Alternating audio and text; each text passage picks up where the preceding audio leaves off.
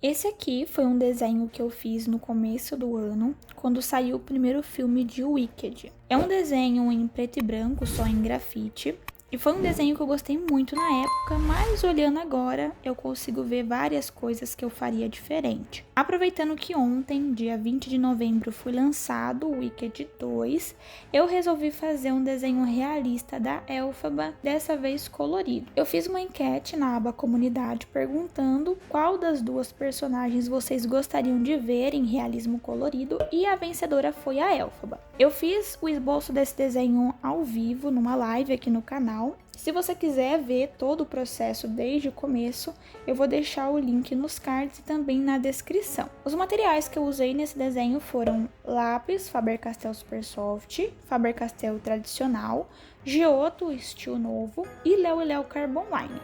Também usei uma caneta preta da Posca para reforçar algumas áreas que tinha bastante preto. O link de todos os materiais usados vai estar aqui na descrição, caso você queira conferir. Ao todo, eu levei 10 horas e meia para concluir esse desenho. Foi um desafio bem grande, porque a pele da Elphaba não é uma pele tradicional. Trabalhar com pele verde exige muita paciência, muitas camadas e bastante cuidado para não ficar estranho. Mas no fim das contas, eu achei que ficou bem legal. Eu sinto que eu evolui bastante desde aquele desenho mais antigo em grafite. E eu espero que vocês gostem desse processo tanto quanto eu gostei de fazer.